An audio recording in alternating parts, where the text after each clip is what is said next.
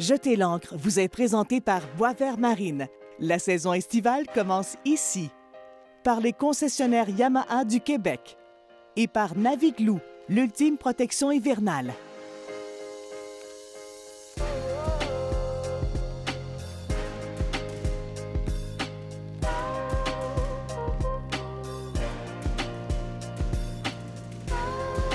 Je suis vraiment content de revenir faire une émission dans les Laurentides, plus précisément sur la rivière des Outaouais. De cette rivière, vous pouvez faire le tour du monde parce qu'elle vous donne accès à plein de cours d'eau. Au cours de l'émission, on va visiter la région, on va aller faire un tour à l'hôtel du lac Carling. Je vais même jouer quelques trous de golf avec Luc Dupont-Hébert, un bon ami.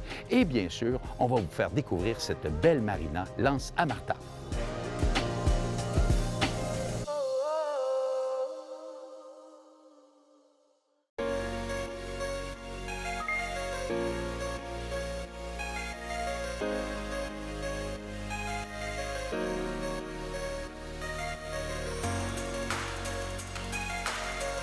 C'est Maxime Thomas qui nous accueille ici à la marina l'Anse à Martha. Maxime, salut, merci de nous accueillir chez vous. Parle-moi un petit peu de cette marina-là, si on la situait pour les gens qui peut-être nous regardent partout au Québec, ne la connaissent pas. Oui, dans le fond, la marina de l'Anse à Martha, superbe marina située sur la rivière des Outaouais. Tout de suite après le barrage de Carillon, environ à 15-20 minutes. Donc, dans la municipalité de Brownsburg-Chatham. Exactement. Elle est assez rustique, hein? Elle est bien entourée d'un arbres et tout ça, là. Oui, ça fait un petit cachet un petit peu à la marina, très tranquille.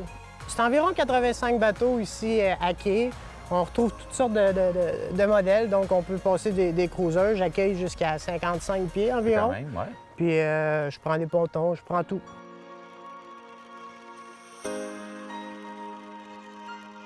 À la marina, on a l'essence, c'est du super. Avec diesel, on peut faire la vidange des fosses. Okay. Il y a un bloc sanitaire, tout est là pour accueillir tout le monde. Est-ce que les gens qui sont de passage peuvent s'arrêter pendant un petit moment? Oui, j'ai tout le temps environ 3 places qui sont prêtes à recevoir. Puis souvent, il y a des gens de partie, fait que je suis capable d'en accueillir tout le temps. Puis c'est une marina qui existe ici depuis longtemps, je pense, hein? Oui, ça fait au-dessus de 40 ans, si je me trompe pas. En ce moment, on termine notre 6e saison ici, puis on est prêt pour encore une belle avenir. Une belle famille. Vous êtes plusieurs dans cette famille-là chez les Thomas, hein? Oui, on est 3 frères, puis il y a notre père qui est encore avec nous. Donc les fils prennent la relève? Les fils prennent la relève, exactement. Bien, écoute, on va te souhaiter longue vie. C'est une belle marina. Moi, j'aime ça venir ici parce que je trouve qu'on est vraiment dans un coin tranquille. On se sent bien. Exactement. Le fait d'être dans un anse de même, très protégé, c'est vraiment sécuritaire, c'est le fun. Bien, l'invitation est lancée. Merci beaucoup, Maxime. Merci à toi, Alain.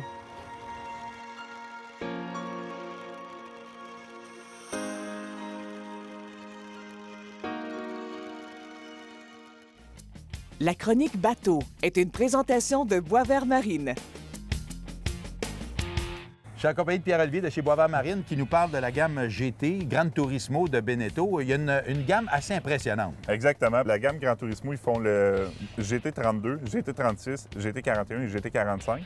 Présentement, au salon, nous avons le GT45, GT41 et GT36. On va parler du 45 en particulier. C'est le plus gros, le tout neuf, Exactement. 2023. Le nouveau modèle complètement redessiné. Si on parlait un petit peu là, de l'aménagement intérieur, c'est un bateau qui est très logeable. Exactement. On a 2 chambres fermées. On a possibilité de faire un autre lit dans la salle à manger.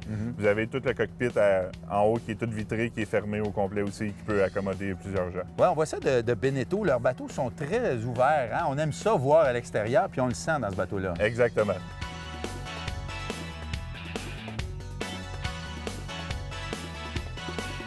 Parle-moi un peu de la motorisation qui doit être assez impressionnante. Oui, il est motorisé par des Volvo Penta avec des pieds IPS.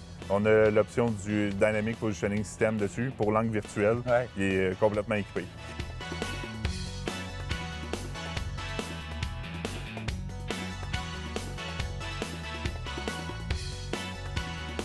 Il faut parler de la coque parce que c'est des bateaux faits solides. Exactement. C'est des coques faites très solides. On a aussi, sur toute la gamme GT, on a le système AirStep dans la coque qui enlève la friction avec l'eau, ce qui permet une économie de carburant et une performance supérieure de ces bateaux-là.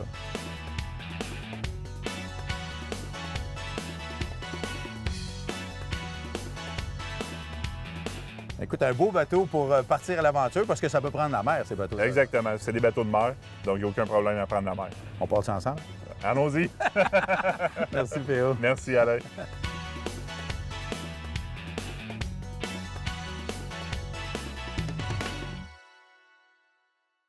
C'est le fun quand on peut s'arrêter comme ça, se laisser dériver tranquillement. Hein? On peut le faire avec ce bateau-là. T'as absolument raison, le plus fun, c'est faire ça. Juste arrêter, puis se laisser dériver, puis...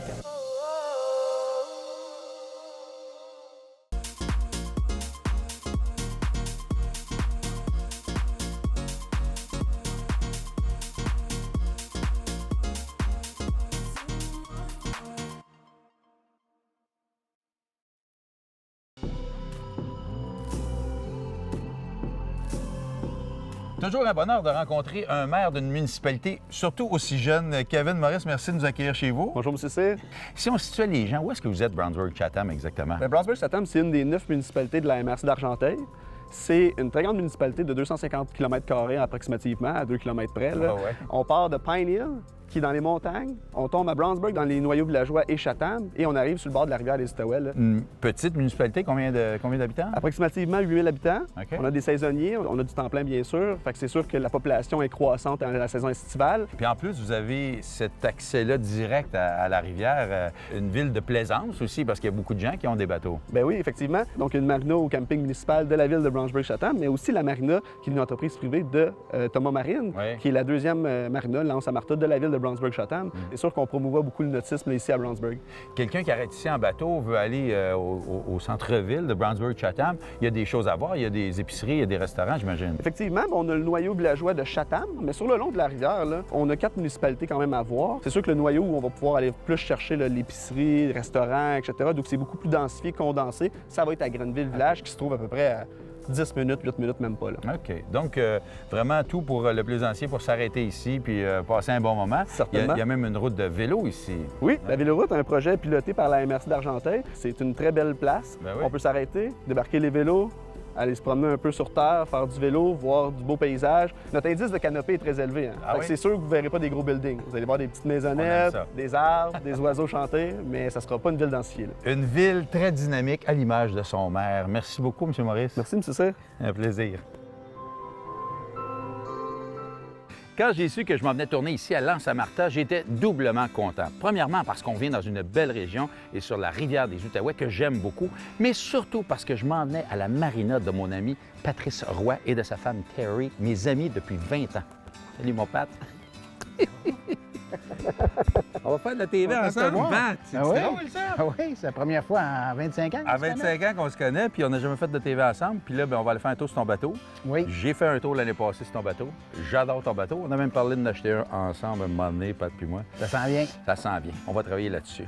Tu m'amènes ça en quelque part? On va aller dîner sur l'eau. Parfait.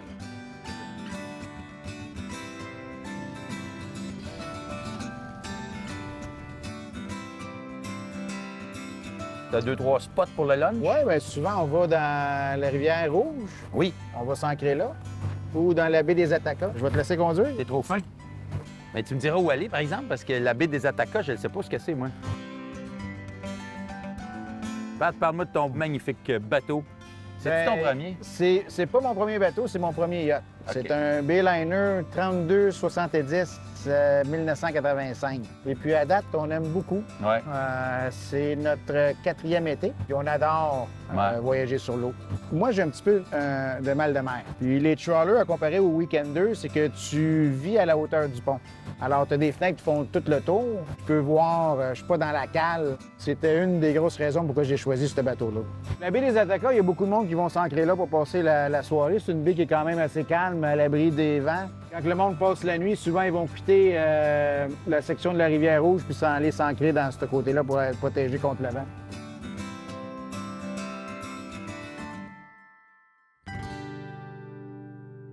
C'est le fun quand on peut s'arrêter comme ça, se laisser dériver tranquillement. Hein?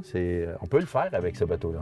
Oui, bien c'est justement une des raisons pourquoi on a choisi ce bateau-là, mais tu as absolument raison, le plus fun, c'est faire ça. Juste s'arrêter puis se laisser dériver, puis quand on vient trop proche du bord, on part les moteurs, puis on se replace, puis on se laisse dériver. Mais là, il me semble que ça serait un bon temps pour manger une petite sandwich. J'avais hâte que tu le dises. Bon, on va aller faire ça.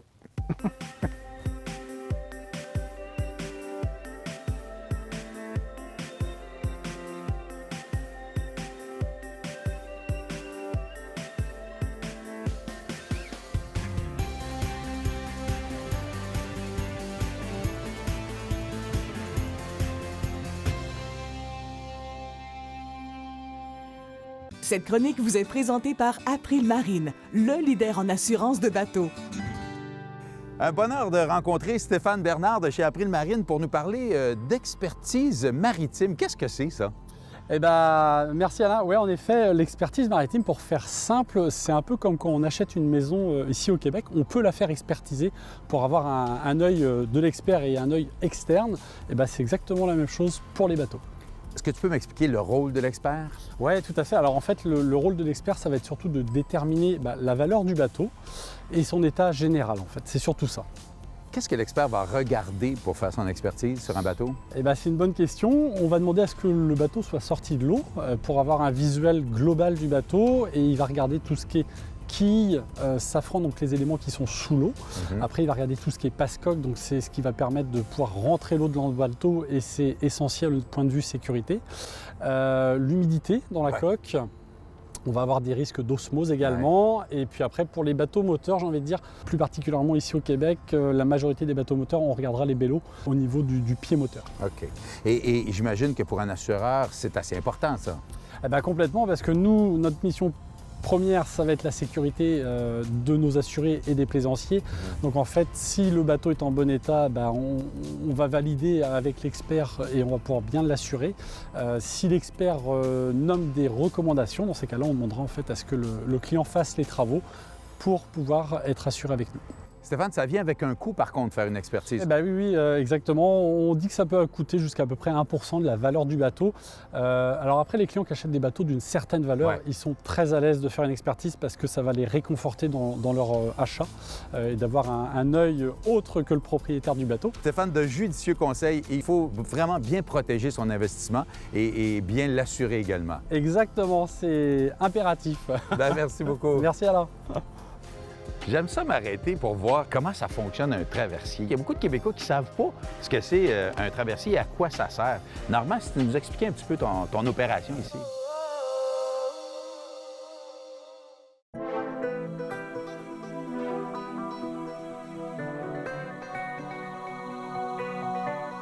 J'aime ça m'arrêter pour voir comment ça fonctionne un traversier. Il y en a beaucoup au Québec. Il y a beaucoup de Québécois qui ne savent pas ce que c'est un traversier et à quoi ça sert. Normand, si tu nous expliquais un petit peu ton opération ici.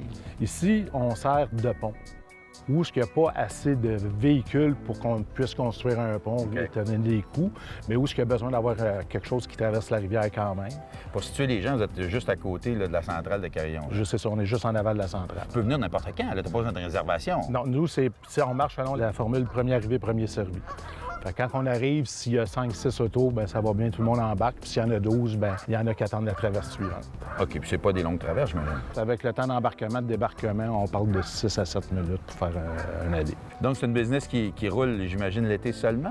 Nous, on commence à peu près le 1er avril, plus ou moins 15 jours, tout dépendant de la fonte. Puis on va jusqu'au dernier vendredi avant Noël. Ah, quand même?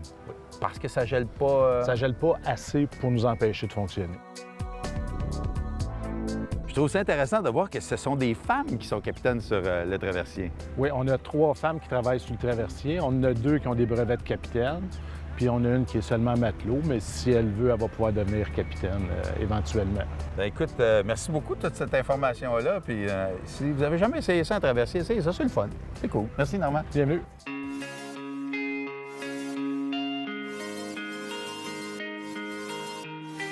Je rencontre des amis un peu partout dans cette émission-là. Je suis tellement content de retrouver Luc Dupont-Hébert. On se retrouve ici à l'hôtel Lac Carling. Ouais. Parle-moi un petit peu de cet hôtel-là. Il doit avoir une histoire assez particulière parce que c'est vraiment beau. Là. C'est ici qu'on loge d'ailleurs pendant notre tournage et c'est vraiment spectaculaire. Faut penser que cet hôtel-là est construit en marbre et en pierre. Il y a des fers forgés dans cet hôtel-là. Personne ne peut avoir, tu comprends? C'est fabuleux. C'était construit quand même il y a une trentaine d'années. Okay. Et tout est intact, il n'y a rien que boucher. C'est même redevenu à la mode. C'est fou. C'est vraiment vintage et vraiment intéressant. Mais le site propose tellement de belles affaires. Ouais. Les feux le soir, le lac, c'est fabuleux. Puis des chambres aussi un peu particulières, sont dans plusieurs cas sur 2 étages. Oui, des suites à 2 étages. Je veux dire, il y a les chambres qui sont particulières et qui ont toutes été rénovées, mais il y a aussi le fait qu'on peut recevoir des groupes de 25 jusqu'à 500 personnes. Il ne faut pas perdre ça de vue. Là. Okay. On est les seuls dans la région à pouvoir offrir jusqu'à 500 personnes dans une même salle. Puis vous avez un magnifique terrain de golf, puis il me semble qu'on devrait aller jouer une coupe de trous. Oh, ça va être un plaisir. OK, cool.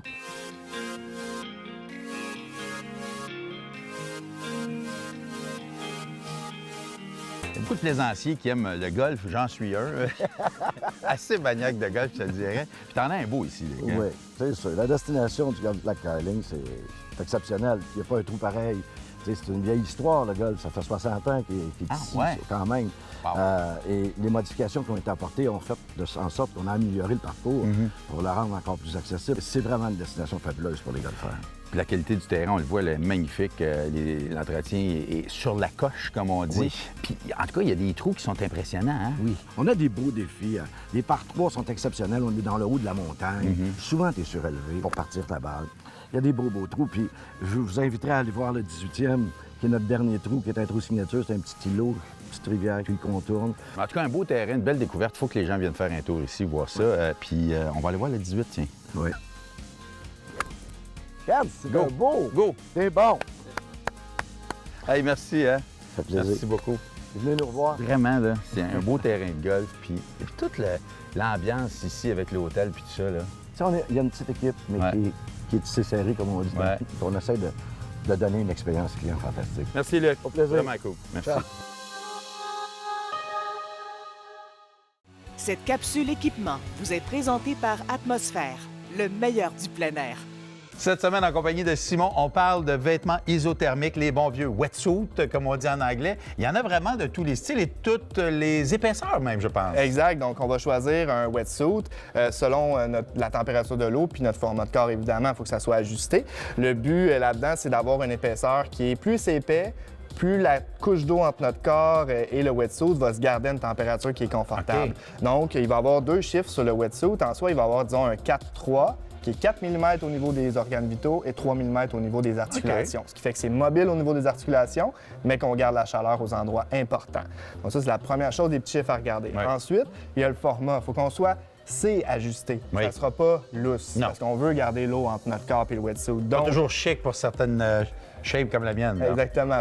Faut avoir moins d'orgueil pour porter ça. Donc, on va choisir un des bons indices, c'est le tour de cou. Ouais. Si c'est bien ajusté, c'est un bon indice. Puis, il va y avoir une différence entre un large qui va être fait petit Ouais. pour le format de la personne et, disons, un petit qui est fait large. Donc, on va vraiment avoir quelque chose d'adapté à sa physionomie corporelle. Puis t'as des hauts, t'as des bas, t'as des longs, t'as des courts. Il y a toutes sortes de modèles. Exact. Fait que si tu hésites entre une épaisseur pour garder plus de température aux jambes qu'au dans le haut, le complet, plus difficile. Quand on va séparer les morceaux, on peut jouer avec la longueur des bras, la longueur des jambes. Ça, on peut avoir un short, on peut avoir un pantalon complet. Au niveau du haut, on peut avoir des fermetures éclairs pour si on on part, parfait, c'est plus frais, ça se rafraîchit en journée. On va ouvrir un petit peu, laisser passer. Donc, il y a vraiment une panoplie de choix pour ça. Puis, il faut penser à les laver. Oui. Évidemment, parce que c'est quelque chose qu'on porte dans l'eau, dans l'activité. Ouais. Donc, il va y avoir des savons adaptés pour ça. On va retourner les wetsuits complètement à l'envers pour les laver. On va aussi recommander aux gens de protéger les velcro pour éviter que ça accroche sur le néoprène et que ça endommage le wetsuit, évidemment.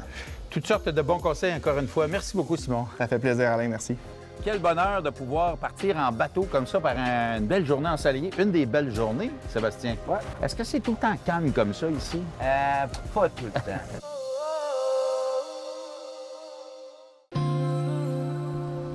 C'est-tu le bonheur, ça? I'm the king of the world! Elle est pas belle, la vie? Il y en a qui pensent que je travaille quand je fais ça, moi, tu sais. Quel bonheur de pouvoir partir en bateau comme ça par une belle journée ensoleillée. Une des belles journées, Sébastien. Ouais. Est-ce que c'est tout le temps calme comme ça ici? Pas tout le temps. Il y a des bons vents ici. Oui, hein? À base. Il y a des fois là, que tu peux pogner des bonnes vagues. C'est un beau cours d'eau à naviguer avec l'écluse. Tu peux aller partout ici. Là. Ici, ce qui est le fun, c'est qu'on a assez d'eau pour se promener pendant des jours et des Ouais, jours. hein? C'est pas un lac, hein? On tourne pas en rond. Là.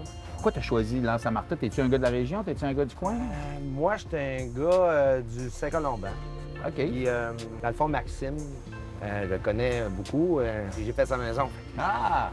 Fait que j'ai connu Maxime un peu comme ça, puis je me suis envenu. J'avais pas de bateau il y a 4 ans, 5 ans. Parle-moi un petit peu de la marina ici.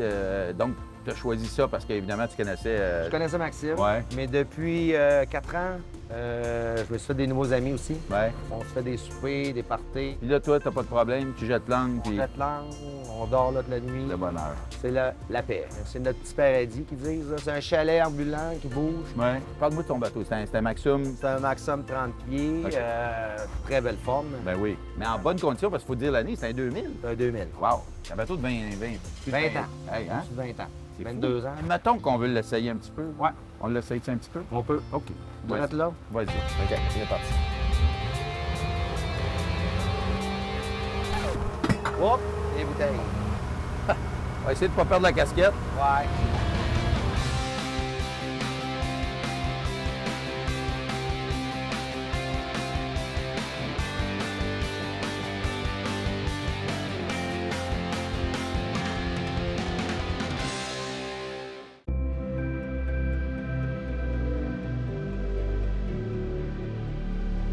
La centrale de Carillon, c'est la dernière centrale de la rivière des Outaouais qui turbine l'eau. Elle est située donc à la municipalité de Saint-André-d'Argenteuil, donc tout près du village de Carillon. C'est vraiment une fierté, la centrale de Carillon, parce que c'est la première centrale qui a été conçue par des ingénieurs canadiens français. Elle a été construite en 1959 et terminée en 1964. Nos 14 groupes turbines alternateurs donc, ont quand même une certaine durée de vie. Hydro-Québec a investi 750 millions de dollars pour rénover la centrale. Ça va aussi avec notre plan stratégique là, pour pouvoir aller chercher des mégawatts de plus pour les prochaines années. Les plaisanciers souvent connaissent les écluses de Carillon. C'est la plus grosse écluse à un palier au Canada. La centrale de Carillon, donc la visite, elle dure 1h30. On a un premier 45 minutes où on explique vraiment l'histoire de la centrale, toutes sortes de choses vraiment sur Hydro-Québec en général. Ensuite, on a une salle des maquettes où vraiment on voit la maquette de Carillon avec toutes sortes de choses qu'on peut bien expliquer. La deuxième 45 minutes est vraiment en centrale. Comme j'ai dit tout à l'heure, la centrale de Carillon, elle est vraiment en réfection. Donc, il y a des travaux qui se passent, beaucoup d'employés qui se déplacent en centrale. On va aussi voir un groupe turbine alternateur donc en rotation. Ça fait beaucoup d'actions, mais c'est le fun à voir là, pour les gens. Par la suite, on va aussi sur le toit de la centrale. C'est vraiment beau de voir la vue et tout là, sur la rivière des Outaouais. On est à quelques minutes de la marina de l'Anse-à-Martha. Donc, les gens peuvent stationner leur bateau à la marina et par la suite venir là, sous réservation à la visite de la centrale. C'est gratuit nos visites, là, donc venez nous voir. Quel beau moment on a passé ici à l'Anse-à-Martha, une marina située vraiment dans une anse naturelle, entourée d'arbres. On le voit, c'est calme, c'est paisible ici. Ça se reflète chez nos plaisanciers également. Vraiment un beau week-end ici à l'Anse-à-Martha. Cette semaine, on poursuit notre belle visite de la Mauricie, plus précisément la marina de Trois-Rivières. Une marina qui, au cours des dernières années, a eu de nombreux investissements. Et on va vous faire également découvrir ce magnifique bateau qui date de 1963, mais surtout son capitaine très coloré. Jeter l'ancre vous a été présenté par Boisvert Marine. La saison estivale commence ici, par les concessionnaires Yamaha du Québec et par Naviglou, l'ultime protection hivernale.